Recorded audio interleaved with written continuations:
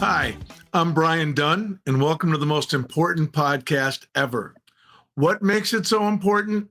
It's not about me, it's about you. This podcast is about ordinary people doing extraordinary things, the moments of resilience, the lessons learned, and the small acts that made a big difference. From retail floors to boardrooms, we'll share the untold stories that shape lives and careers. This week, our guest is Michael Voss. Mike is a good friend, and Mike is a communications pro. We spent a lot of time on the road together doing town halls. He was the official host of corporate town halls I did, and he made many trips to the field with me where we would do countless town halls. He's also co-author of BS Incorporated and the sequel Operation Clusterpuck. I got it right. And he is, I'm a little jealous because he's a published author and I think it's very cool. And Mike is someone I trusted on the road, when I was on stage, and in the trenches. He's also a family man with a great sense of humor and a grounded perspective. And I'm thrilled that he's here. Good evening, Michael. Brian, thank you so much for having me. I'm thrilled to be here. It's great to connect in this forum again. I think you've laid out my bio pretty clearly, but most of all, I'm looking forward to a great conversation. Awesome. Let me start with, what are you up to these days? Yeah, so first and foremost, I know you and I are the same in this way. Family comes first, and so Melissa and I have two grown sons now. I'm sure you remember them as being just little shavers back when we worked together. So Yep. my older son just graduated from the University of Minnesota and is starting his job here next week, his full-time career job. And my younger son just finished his freshman year at the University of Minnesota. So we're extremely proud of both of them. You should be. I caught both of those things. They're fine young men. I caught both of those updates on social media. And it was one of those moments where I was like, holy cow, look how grown up they are. And of course, you know what that means.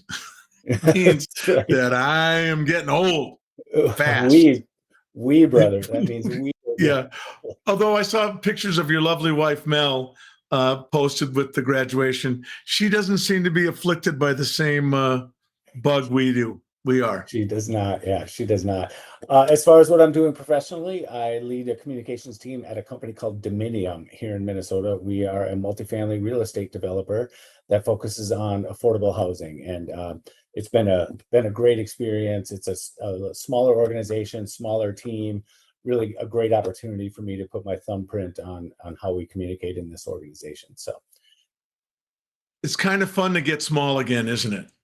oh my gosh, for years when we worked at Best Buy, those of us in leadership roles in the communications team, we would talk about, gosh, wouldn't it be fun one day to go to a smaller organization that didn't have a lot of communications infrastructure, and you could build the team and you could select the tools and sort of build the platform and messaging. And that's exactly what I found, and I'm really grateful for it. That's really cool. We're doing the same thing here at Streetside Studio 7. And I just love working with this team. They're every bit as committed as we were back in the day, but it's just so fun. If we want to move something, we move it. I mean, Right, it's just right. no committees, no steering committees. Super happy about that. I really, really like it. I was wondering, Michael, if you could share with the audience, because it sometimes sounds a little nebulous, what drew you to communications and how do you think about communications as a discipline? Great question. So, what drew me to communications is writing. I love to write. When I was a kid, I lived out in the country, had a long school bus ride into school, and I would write stories throughout the week to impress a girl who only rode the bus on Friday afternoons because she was in sports, and sports only ran Monday through Thursday. So I would write stories about all the kids on the school bus and our crazy bus driver Bob, and read them to all the kids on the ride home from the school bus. And I didn't even think about what I wanted to do for a living. I was 12, 13, 14 years old, whatever it was.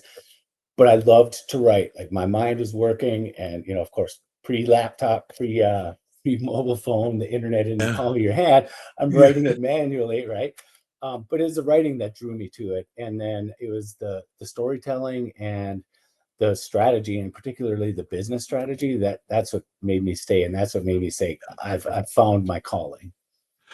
One of the things, Michael, I was always very impressed um, with your ability to take complex, big messages and really, I'm not going to say dumb it down because that's not what it was at all. Your ability to make them simple and concise. Thank you. And I think simple gets a bad rap. And I think that's what you're getting at, right? People think, well, if you have to simplify something, to your point, you're dumbing it down.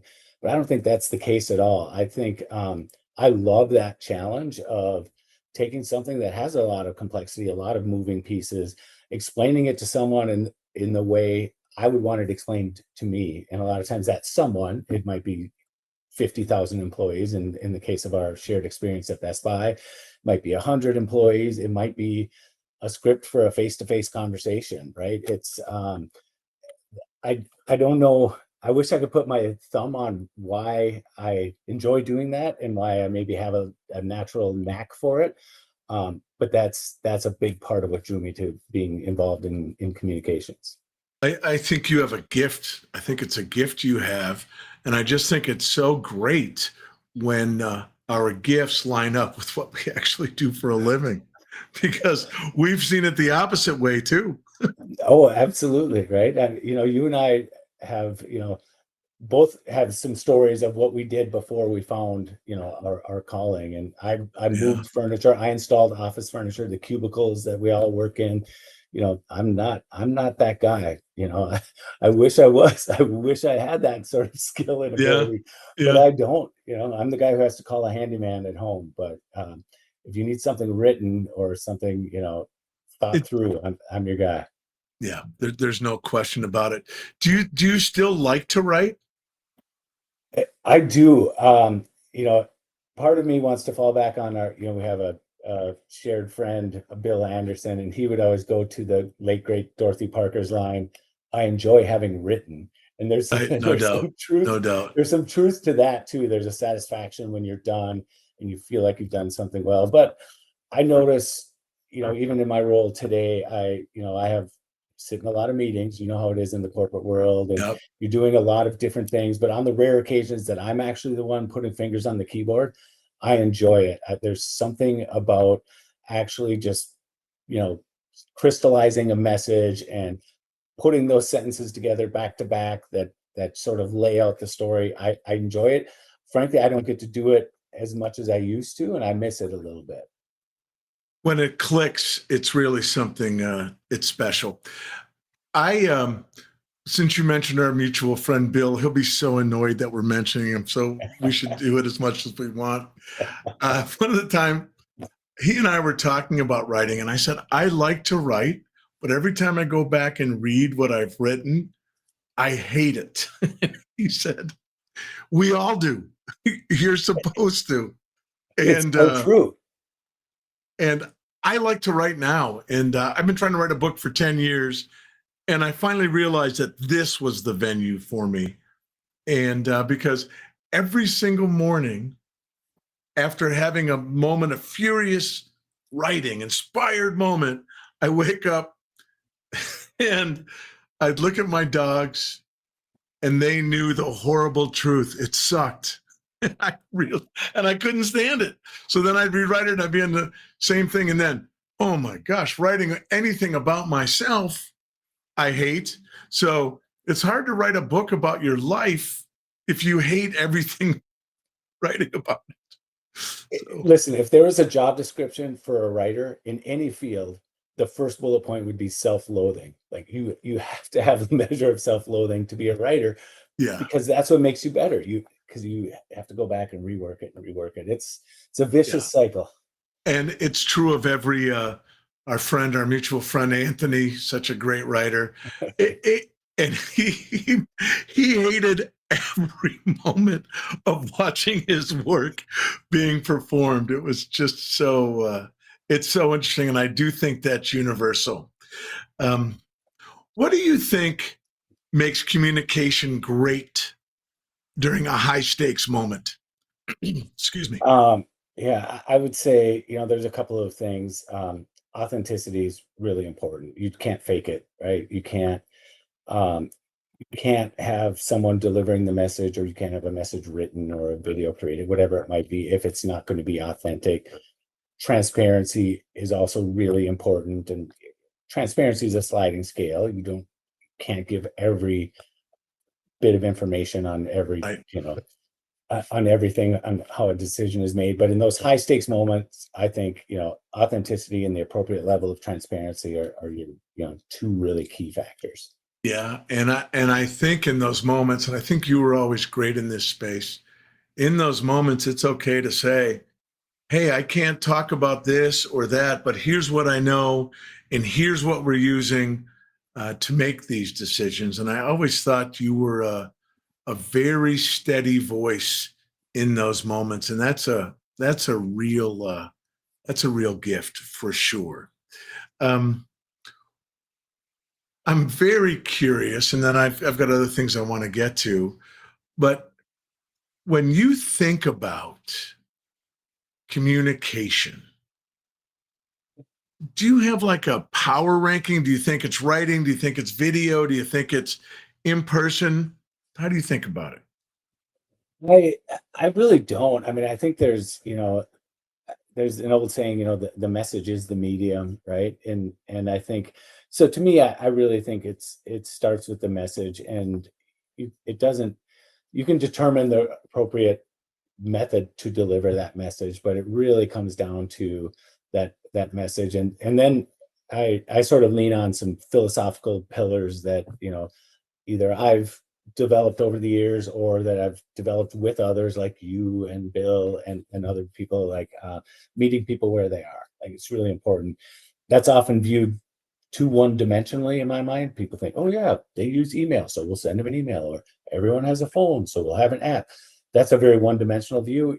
You need to meet people where they are emotionally, where they are intellectually. You need to meet people at a very human level, regardless of the medium you're using to deliver the message. I think that's so important, Mike. Particularly, it works across a couple of planes, doesn't it? Because not only do you have to meet them where they are emotionally, you have to meet them where they are. Like, for example, if I were to send my three sons, emails, I would hear from them in 6 to 10 weeks. Um, but I can text them and get a response fairly Right. quickly. And I know that's a silly, simple example, but across a broader scale, a broader horizon, I think that's a real challenge. Corporations, politicians, churches, everybody that depends on communication has. Yeah, and there's a default, because we're all human, right? We all have something we want to say, and we too often default to that, what we want the other person to hear, not what the other person needs to hear, is looking to hear, wants to understand. And I think that's a big part of meeting people where they are, is sort of setting aside, first of all, we have something we want to say, that's great. Where is this person at, and what are they going to be open to hearing?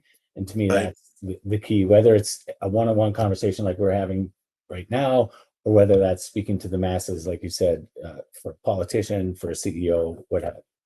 How do you think about filtering your own biases? You're a human being. You've got tons of opinions, and I'm sure you worked with me writing stuff saying, "I think this sucks. I don't like what we're doing here." It's so hard, right? We all want to crack open that person's head and just stuff messages in, Right. and Right. have them understand what we want them to understand. It's really difficult. And I think, again, you asked earlier about what attracted me to communications, and one of the things I always felt like I tried to do was keep one foot in the world of that employee, even as I'm in that room with senior level executives, and to be able to remind them, if it's a difficult decision. So let's just use corporate layoffs as an example. The people in the room making that decision have had that conversation for weeks and weeks. By the time layoff day happens, they're around the bend. Okay, it's like, whew, it's done. We've been talking about this for weeks.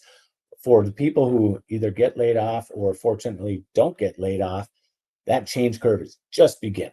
And I've always tried to be the person who bridges that gap and to help the executive team understand you're ahead of the curve. You have to give some grace to the folks who are just learning about this change.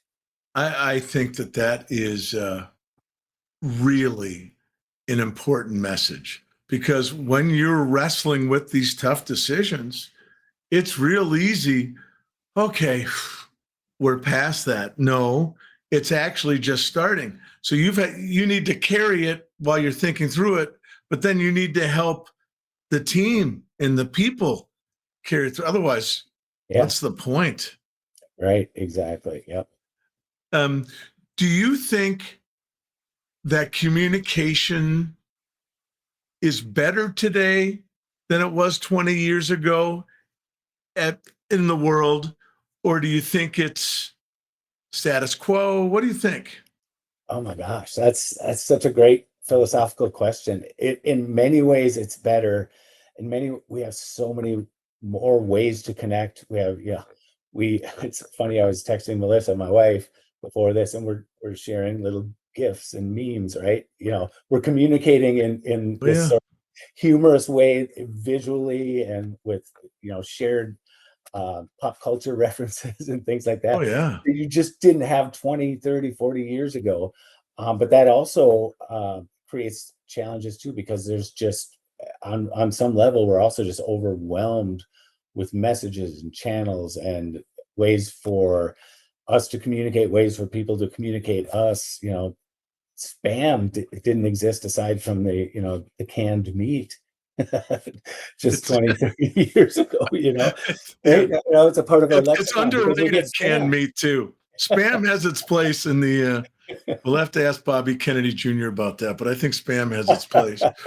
Um, it's so overwhelming. Just out of curiosity, how many emails do you have on your phone right now, do you think?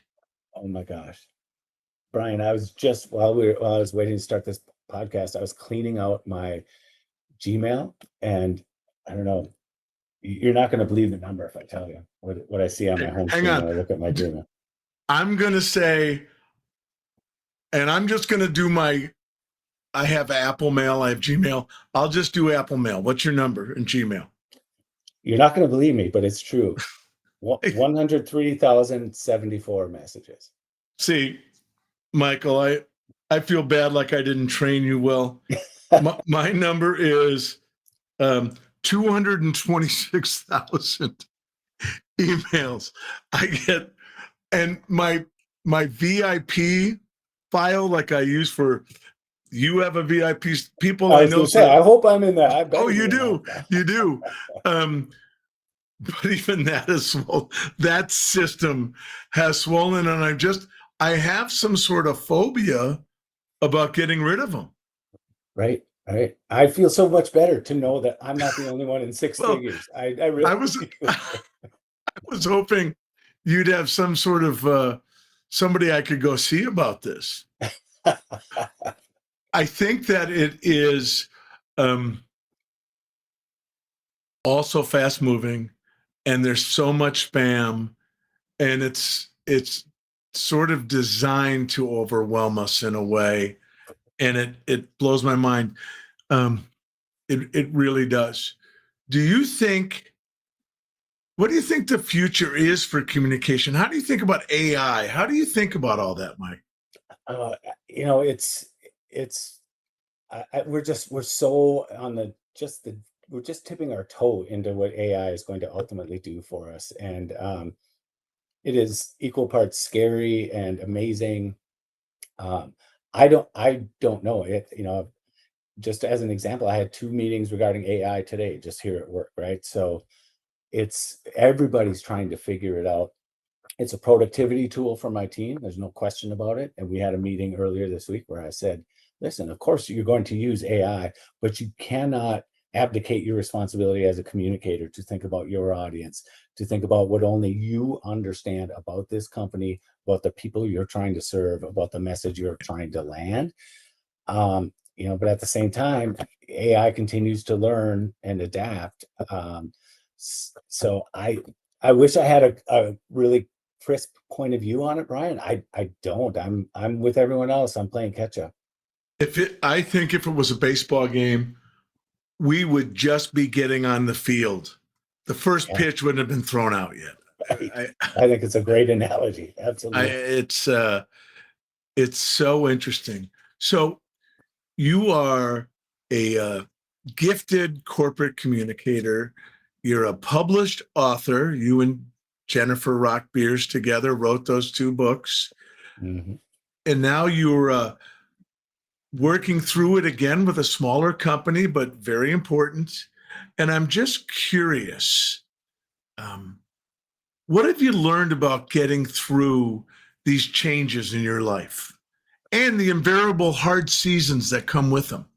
Yeah, it's a great question. I think you're never prepared for it. You and I both were in roles, certainly differing roles, but where you're trying to help people navigate change. So it's a big part of your role as CEO. It was a big part of my role as a communications leader, right? But the hardest thing to do is to navigate change in your own life. It truly is. So when Jennifer and I left Best Buy at the same time to pursue the dream of writing a book, the ultimate dream was to make a living writing fiction, right? We're going to sell, thousands and thousands of books. We're going to get another contract for another book, etc. And dreams don't die overnight. They die slowly over time, or maybe even die is the wrong term. They don't materialize the way you envisioned it, right? And so those changes sort of happen slowly, but if you look back, it's a significant change. I left my corporate job. I left the security of a paycheck every 2 weeks, of a 401k, of all these other things. But then other opportunities arise. We ended up doing some consulting, Jennifer and I, for about 3.5 years, and that was a tremendous positive experience. It was so much fun to take everything we had learned in our time at Best Buy, go inside a new organization, understand what made them tick, what they were trying to solve. We could bring expertise to the table. So I guess if I learned anything, if I could crystallize it, it would be that whatever you envision happening, it's not going to happen exactly that way. And you have to remain adaptable, because it'll almost certainly create a different opportunity you never saw coming. I think there's great wisdom in that. I think it's very few and far between when somebody sets off on a road and I'm going to go to this, and I'm going to do this, I'm going to do that. It almost never happens that way. I think it's all about being willing to experience these changes, feel these changes, and then look for the invariable opportunities that come on the other side of them. And they do. They do. Right. And I love what you said about consulting. I've done some consulting, and I love taking what I've learned and applying it without loving the company in the same way I loved what the company you and I worked for. And it makes me I think it makes me much more effective, is what I think. And I do a lot of mentoring, and I'm not trying to take your episode and make it about me. I'm just emphasizing your point. There's a lot of things that we learn along the way, and it's really nice to be able to share them. I've got a couple of rapid fire questions for you here towards the end. Okay. First one, will you come back, Michael? We're going to have more stuff we need to talk about. Absolutely. I'd love to, anytime. Okay. We have that on video. 2, I want you to know you're the only person that's canceled on me that I've rescheduled and put on. Well, thank you. You're welcome. You're welcome. So, Mark Overgard, if you're out there, I'm thinking about you. Um, and then, best episode of Arrested Development ever. Oh my gosh. I don't know if I can name the specific episode, but it's the one when Lindsay and Mrs. Bluth are having lunch, and Lindsay says to her mom, "Did you enjoy your lunch, mother? You sure drank it fast enough." And her mom retorts and says, "Did you enjoy yours? Remember, you want your belt to buckle, not your chair." Wow. Very, very impressive. We watched as Michael and I traveled and did a lot of town halls together. We would watch some Arrested Development in our downtime. And we thought at one point we had ourselves pretty well convinced that everything we needed to know about leadership in life was in Arrested Development.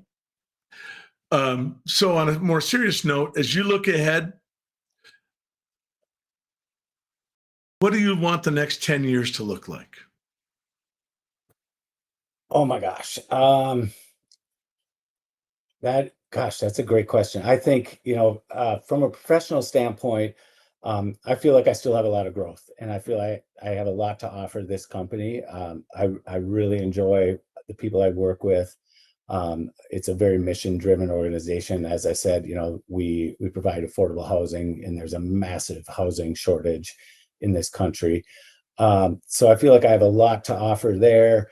I do want to dabble in writing again, writing fiction, not to try and make a living doing it, but just to get the creative juices, get out of my own head a little bit and get it onto that digital sheet of paper. Yep. And I've mentioned to you, Melissa and I just recently bought a little lake cabin in Wisconsin, and Awesome. Just a good magnet for our grown sons to come out and see us on these nice summer weekends here in Minnesota and Wisconsin. Yeah, I'm sitting here on Main Street, Broadway in beautiful downtown Alexandria, and I'm home. I love this. In fact, at some point, this will become my permanent residence. What advice would you have for a young man or woman out there that's watching this that wants to write? So my advice might be a little bit counterintuitive, because the writing will always be there. For me, what allowed me to grow my career was getting close to the business, understanding the business, and understanding what the company leaders and what the business strategy was designed to deliver. And then you can use your writing skills and your communication skills to help achieve those objectives. If your focus is just on the writing and just on being creative, you're going to have limited upside mobility. My career took off when I was fortunate enough to work with people like you, Brian, and others who helped me understand the business. And when I could apply then my communication skills, my writing skills toward furthering business outcomes, that's when my career really took off. Yeah. And Michael, you were much more than a writer. You were a communicator. So there's writers, there's video. You were a communicator. And I'll just tell you this on a personal note. One of my very favorite series of memories is all the town halls we did. Yeah. And you were magnificent facilitating those. And we always learned a lot. We always had a lot of laughs, and we got to connect with a lot of people. And I love that. Last question. What's your go-to font? A go-to font. Oh my gosh. So, there's a whole cottage industry around Comic Sans, right? About Yeah. how bad it is. Just give me the number. Just give me the number. You don't have to give me the number. Are you an 18? Are you a 20? What are you? Oh, you're going font size? I'm a 12, quickly migrating to 14 as my eyes get worse. I'm a full-on 18. A full-on 18. Listen, I am so grateful for the time. Our half an hour shot by. There's a lot of things that we still need to talk about. I want to tell you, I love your focus on family. I love watching. It's one of the best things about social media. You get to watch your friends' families grow up. So That's it for this episode of the most important podcast ever. A big thanks to my friend Michael Voss for sharing his story and to you for listening. If you enjoyed this conversation, share it with someone who might find it meaningful. You can watch and listen on YouTube and on Apple Podcasts, iHeart Podcasts, Amazon Podcasts, Spotify Podcasts. Please subscribe. It's free and it helps us out a lot. So with that, please remember to look for the extraordinary in the ordinary every day. It's right out there. Just open your eyes and ears. Take care, everybody. Thanks for watching.